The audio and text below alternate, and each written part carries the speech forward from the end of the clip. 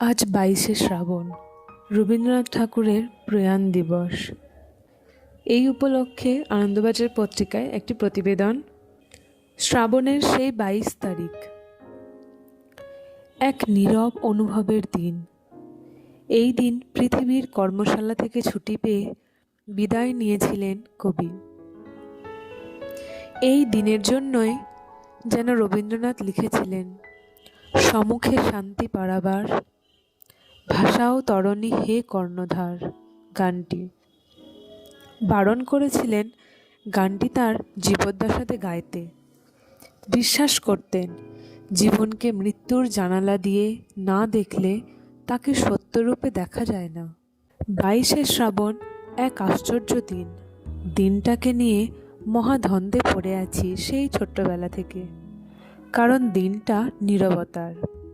কিন্তু সে মৌন কি আদৌ শোকবাহী, নাকি শুদ্ধ শান্তিময় পরম আনন্দের, তা ঠিক বুঝে উঠতে পারলাম না। আজও বুঝে উঠতে পারলাম না।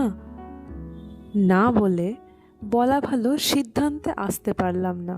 কেন না আসতে পারার কি আছে?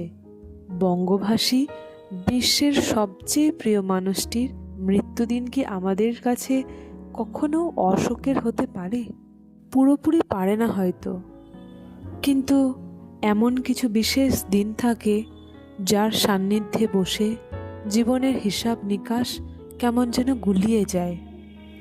গুলিয়ে যায় বলতে, প্রত্যেকটা শব্দের অর্থ তৈরি হওয়ার আড়ালে যে সোজা হিসেবের বাইনারি বা দ্বিধাদ্বন্দ্বগুলো থাকে, যেমন ভালো মন্দ, সাদা কালো, বড় ছোট, আনন্দ দুঃখ ইত্যাদি, তাদের পরস্পর বিরোধী সম্পর্কগুলো আশ্চর্যভাবে ভেঙে যেতে থাকে।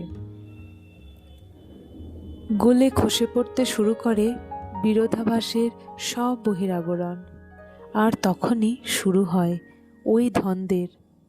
কারণ আবরণ ভেঙে গেলে তাদের তো আর আলাদা করা যাচ্ছে না, চিনতে পারা যাচ্ছে না বিপরীতার্থক বলে। মিলেমিশে যেতে থাকছে মরণপণ। নমস্কার।